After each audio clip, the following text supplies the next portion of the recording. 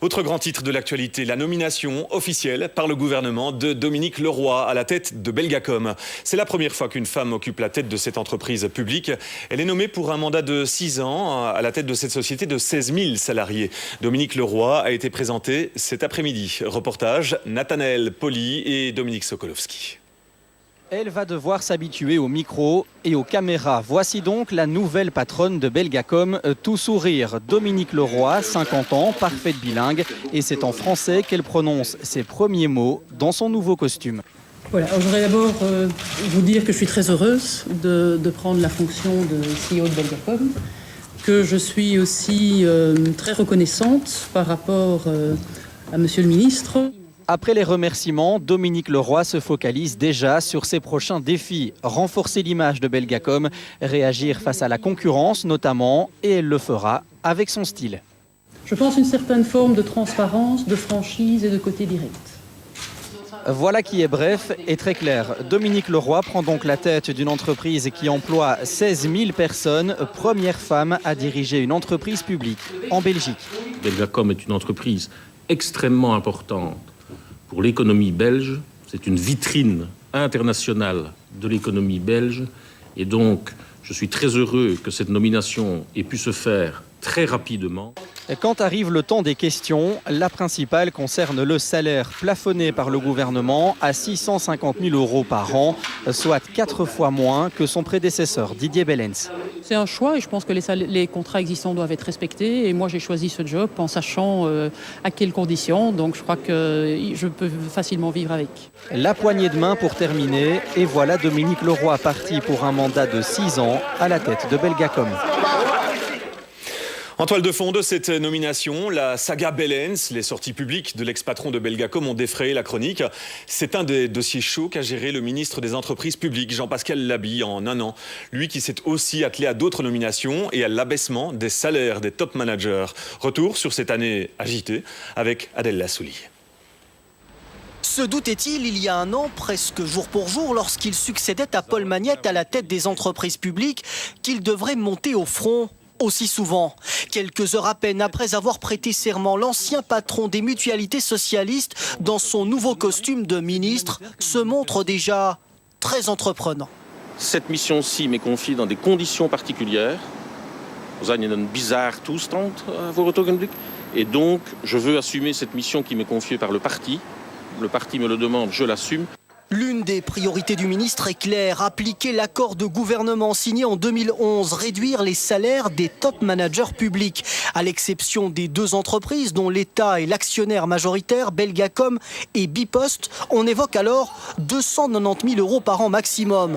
200 000 € pour le salaire de base, 60 000 € supplémentaires en fonction des résultats et 30 000 € pour les frais de représentation ou encore pour les voitures. Le message se veut clair une fois encore. Une justice salariale à l'intérieur des entreprises et le rôle de l'État qui est un État stratège qui dit moi je suis actionnaire majoritaire, je veux ça pour ma population et je mets en place les mécanismes nécessaires pour atteindre l'objectif. Et pour y arriver, il y a d'abord la vague de désignation des nouveaux dirigeants des entreprises publiques, place à d'autres personnalités beaucoup moins gourmandes. Et puis c'est le dossier Belgacom qui occupe Jean-Pascal Labille, la valse des convocations de Didier Bellens et son éviction pour propos désobligeants notamment. L'affaire est très vite réglée. Le gouvernement fédéral révoque M. Didier Bellens de ses mandats. Pour Bipost, en revanche, la tâche est bien plus ardue. Il faut garder Johnny Theis, patron exigeant, convoité dit-on et qui est loin d'avoir démérité, tout en rabotant son salaire. Mais les négociations coincent avant que ce dernier ne claque la porte, plaçant Jean-Pascal Labille sous le feu parlementaire. Et le ministre des Entreprises publiques nous en dira plus sur les coulisses de cette année agitée dans un instant. Il est l'invité du journal. Avant de le retrouver, nous allons au siège de Belgacom pour retrouver la nouvelle patronne de l'entreprise. Depuis le siège de la société, Dominique Leroy, bonsoir. Après des mois chahutés et la saga Bellens, que dites-vous ce soir aux 16 000 salariés de votre entreprise qui vous regardent sur RTL ? D'abord, je dis que je suis très contente de pouvoir prendre la tête de cette très belle entreprise et que je vais en tout cas mettre toute mon énergie au service de Belgacom, de ses clients et de ses employés. On se souvient des propos virulents de Didier Belens, qui lui ont valu d'ailleurs son éviction. Quel sera votre style ?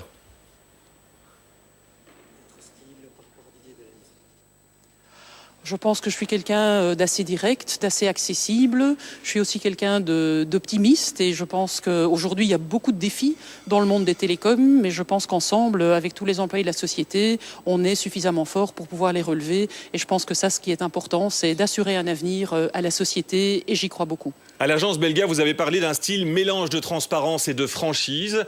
Votre salaire, moins élevé que celui de votre prédécesseur, 650 000 € au maximum, c'est assez pour un grand patron, selon vous ?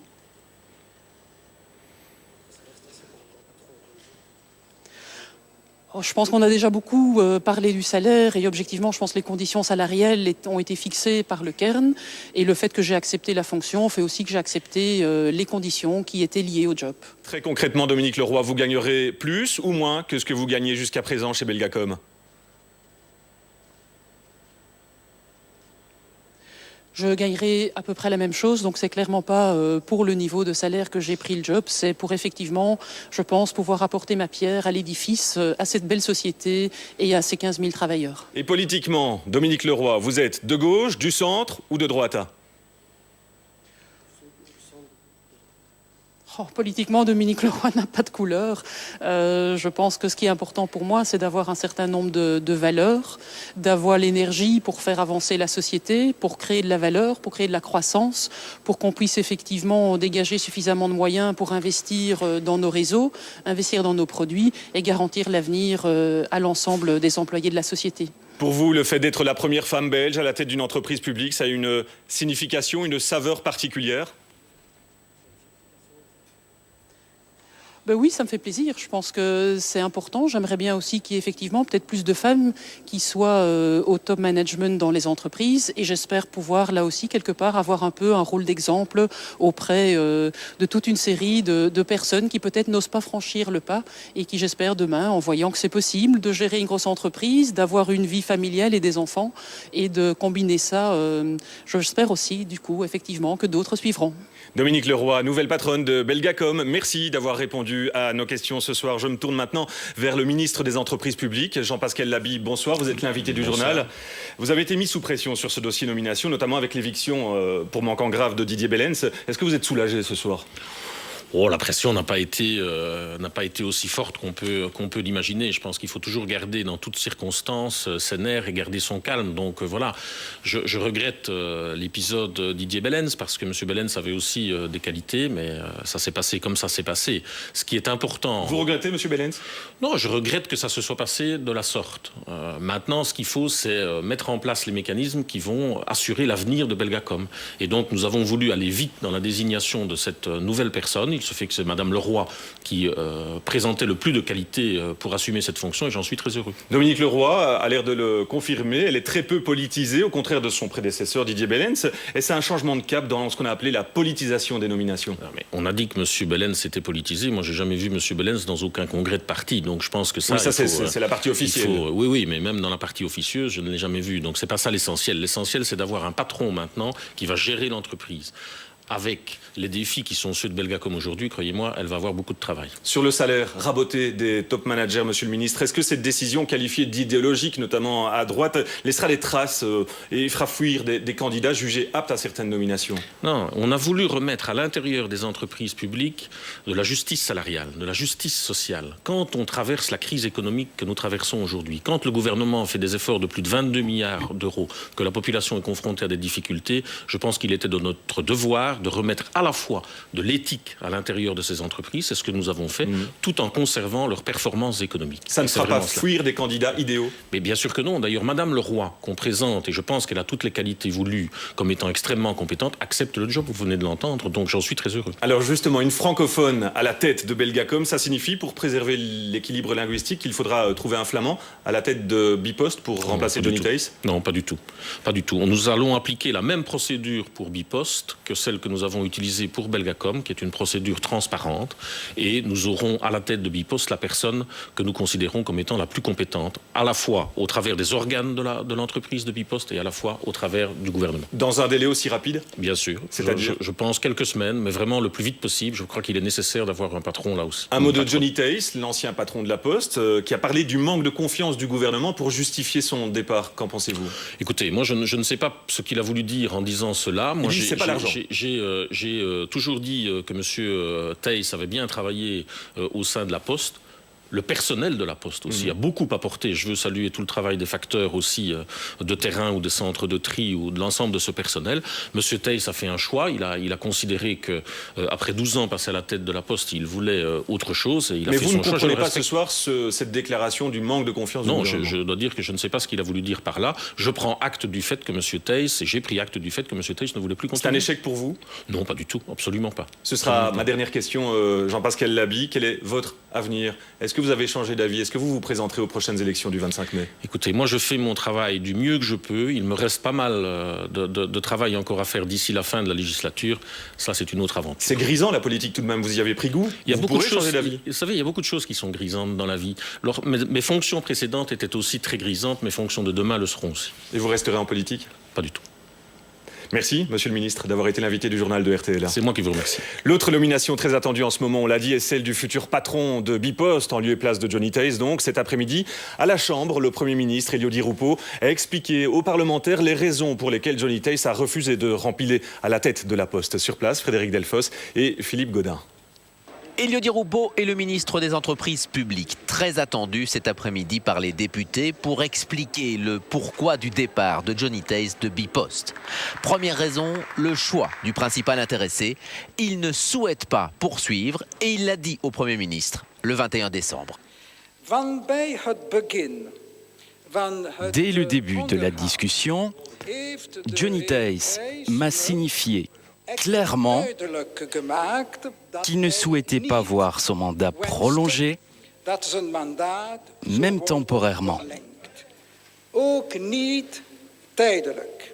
Le gouvernement était prêt même à faire un geste pour la rémunération au-delà des 650 000 €, mais le Premier ministre n'en a pas eu le temps. Johnny Theis n'a en outre à aucun moment évoqué la question du salaire. Même si l'opposition a critiqué la gestion du gouvernement, le patron de Bipost souhaitait partir. Reste maintenant à lui trouver un successeur. Une société de chasseurs de tête sera chargée de trouver le profil idéal, mais un profil qui sera très certainement néerlandophone. Il y a toujours un équilibre entre francophones et néerlandophones et entre surtout dès lors la présidence du conseil d'administration et le poste d'administrateur délégué. Donc si on garde une présidence de conseil d'administration francophone, il est assez logique que l'on recherche plutôt un néerlandophone comme ou une néerlandophone. Un choix que le gouvernement espère aussi serein que celui entériné cet après-midi pour Belgacom. Mais d'ici un mois, la campagne électorale jouera peut-être les troubles fêtes.